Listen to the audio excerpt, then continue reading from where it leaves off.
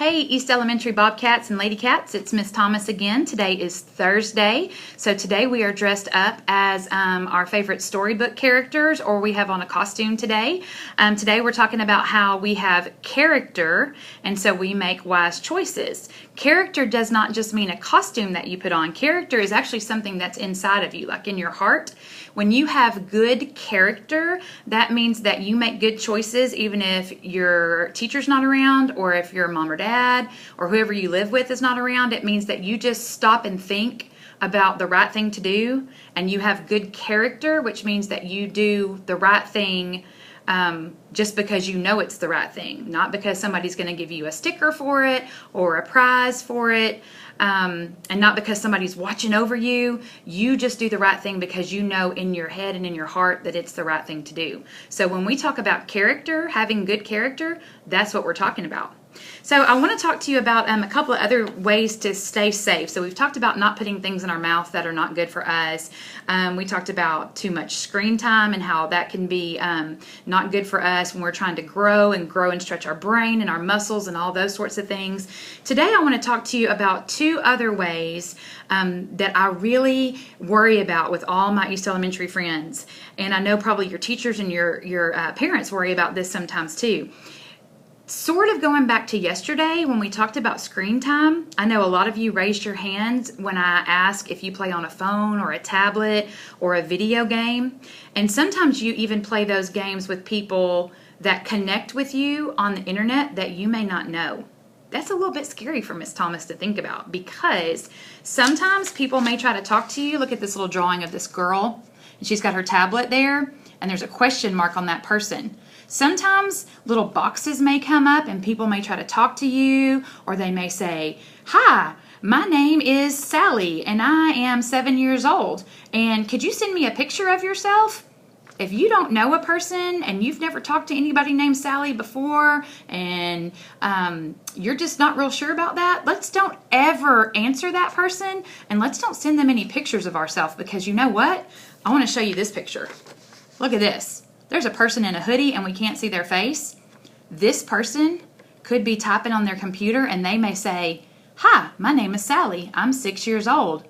That doesn't look like a Sally to me, and that person doesn't look 6 years old to me. But you can't see inside their house, so you don't really know who's typing that message. Okay? So anytime that you are online on a phone or a tablet or a computer, you be super careful and don't talk to people or answer their messages or send them any pictures. You go show a grown-up. Say, "This just popped up on my screen. I'm not sure about this," and let them figure out if it's somebody that's safe or something that maybe they even need to report to somebody else, okay? So be super careful about being online. Let's talk about another place that you might see a stranger. Most people are good people. Okay? And you're going to meet strangers every day. Some of you kids that are in kindergarten, the third grade kids are strangers to you because you don't know them yet. Some of the third grade teachers are strangers to you because you don't know them yet. Okay? Just because somebody is a stranger doesn't always mean that they're bad. It just means that you have to be really careful. Okay? One thing I want you to always remember, if a stranger ever asks you to come help them do something, or if they say, "Hey, I want to show you something. If you come over here in this parking lot with me and let me show you, it's in my car. I have some puppies in there and I want you to look at them," or "I have some candy," or "I can't find my car. Can you help me find it?" You tell them no, and you tell your grown-up that you're with, "Hey, that person is a stranger and I think they might need your help." You don't help them. You're just a little kid, right? You tell the grown-up that you're with, and you never go with a stranger anywhere, okay? Let me tell you something I used to tell my girls whenever we would go to a store, because you're going to see strangers in a store. I would always make them hold my hand, okay? And then it started getting kind of hard because they were bigger and they didn't want to always hold Mama's hand. And it was hard for me to put groceries in my buggy while I was holding on to their hands, because I had 2 little babies at one time.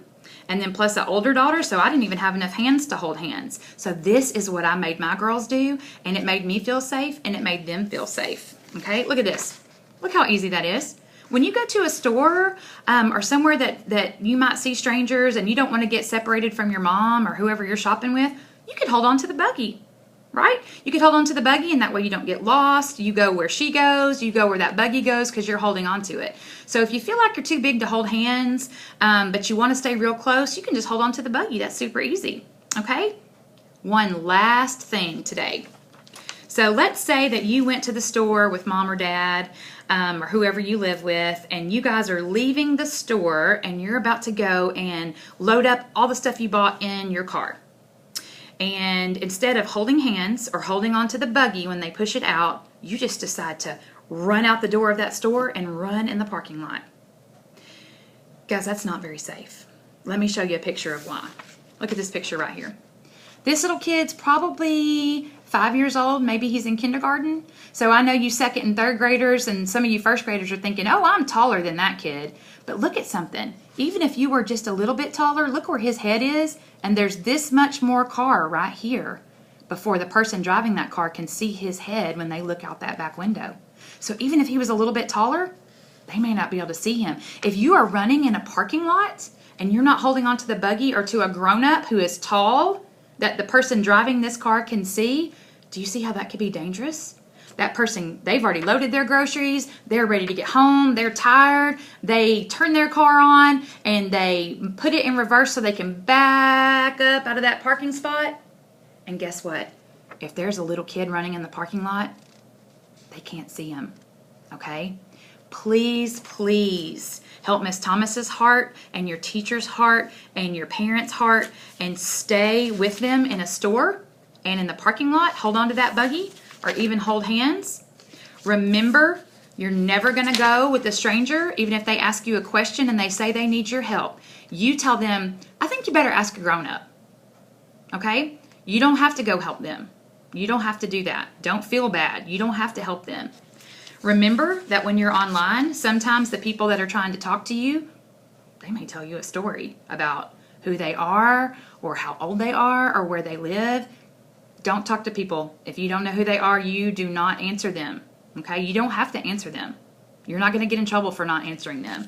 All right? So just remember all of those rules to try to keep you safe when you are online and when you are outside of your home and you are out at the mall or at Walmart or at McDonald's or wherever you may go. Okay? We just want you to remember all these things to try to help keep you safe.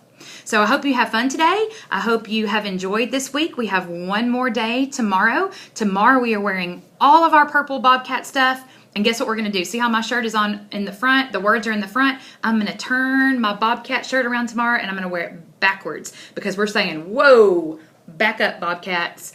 We don't do things that are not okay for us. Okay? So we'll have one more video after today. Thank you so much for listening to my videos. Your teachers have told me that you're really paying attention and I am super happy about that. All right? See you tomorrow.